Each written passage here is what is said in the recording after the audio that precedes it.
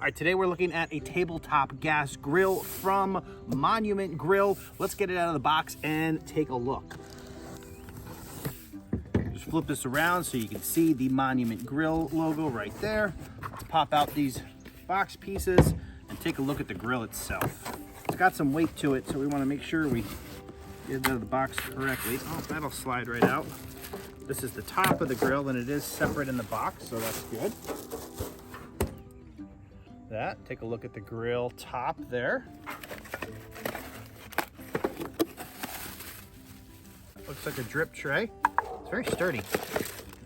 And then we have some of the hardware. Looks like the handle. This feels like the cooktop. Heavy duty. A lot of weight to it.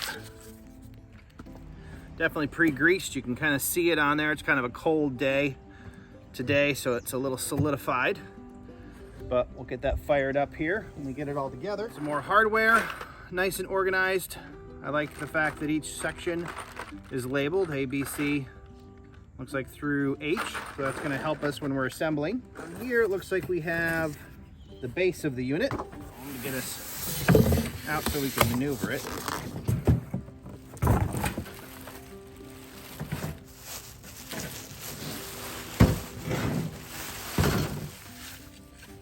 Our propane connection. Going to be able to hook that up to a propane tank. All right, I think we have everything unpackaged. Now it's time to take a look at the instructions and get this bad boy put together. Okay, so step one on the assembly instructions is to put the feet on the base of the unit. And then you'll see there's 4 spots for the feet. Gonna push the screws through the end so we can see them, line them up with the hole. And we'll get these feet on here real quick. That on, nice and tight. Flip this back over onto its new feet, like so. Looking good so far. This will be back here. This tray is going to be attached right here. Whoops, like this. And it's actually at an angle, so this is gonna sit below a hole on the top, the cooktop. It's going to allow all of the oil to drain to the back for easy removal. So we're gonna get that set up right now.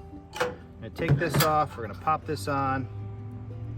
This part requires screw E, which are these tiny little silver ones. We're gonna set this here, line up our screw.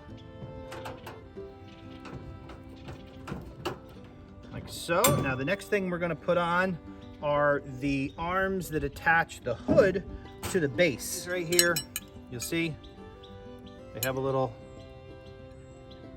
attachment there that is threaded, so we're going to put these on. Now these are opposite each other. You want the bend or the L to be away, so this is going to go back here like so, with its flat edge in towards the unit. We're going to put those on real quick using screw F. There's 4 of those. Now the instructions don't tell you to do this, but since we're going to be connecting the hood to this, it might be a good idea that you don't make these screws super tight in case you want to do, so I would just snug them up. Leave a little bit of play, so if there's any slight adjustment you want to do, once you're fine with the alignment of the hood, then you can tighten everything up and make sure it's aligned and perfect and working exactly the way you want to. But because there's a little bit of play in these, I think it might be a good idea to make sure that your hood fits on them before you tighten everything down. Let's throw the other one on here, like so. Next up on the instructions, before we get to the hood, we just need to put the handle on the actual cover. All right, so to put the handle on, you're going to use hardware D, which is these 2 little screws, these little black screws. Then we're just gonna line this up with the holes like this, and then we're going to put the screws in through the back. So we're actually going to set this carefully upside down here. We don't want to scratch anything. And then I'm probably just gonna push this through my screwdriver on the back of it. I'll get one started a little bit to hold that, and then I'll move to the other one. Get it started. And once I have them both connected, then I can tighten them both right up because I know they'll be aligned. All right. We need to grab C2, which are these funky little screws right here, and then we're going to put the lid on. Now remember, a moment ago, we kept these top pieces a little bit loose so we could align things. Now this is these screws, the smooth part on the end is actually gonna sit in here, and then the thread part's gonna connect to that. So we're gonna do that one first.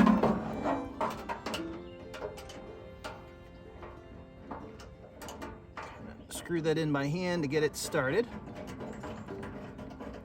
That'll go pretty far with just your fingers. And we're gonna throw this side on here. And when they tighten up, they do have a ridge on them so they don't go all the way. So you're still gonna have some play here. So make sure, we're just gonna look at this real quick. That looks pretty good. So now we can tighten our screws down below. Make sure nothing's gonna wiggle here. And now we have our top.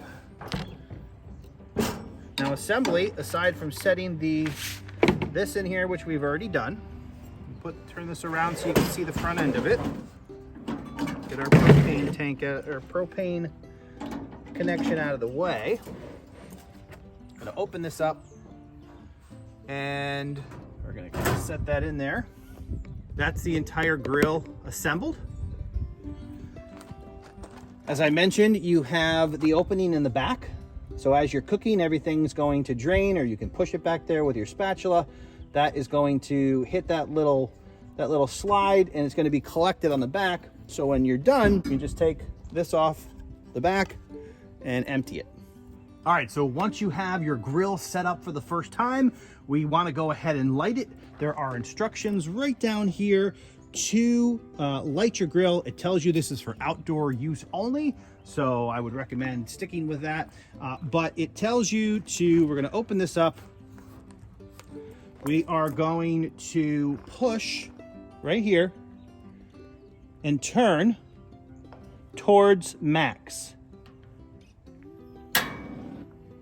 And as you'll hear, it clicked. It has an automatic starter built in, and that automatically lit the flame under the cooktop. Same thing with the other burner. And you'll hear that it's lit. Now it recommends a burn off on first use. Now what does that mean? It means that before you start cooking on your grill for the first time, you will want it to burn off to eliminate any odor or foreign matter. Just ignite the grill burners, lower the lid, like so. Set it to high. And let it run for 3 to 5 minutes. The Monument Grill is going to give you 15,000 BTUs of total cooking power.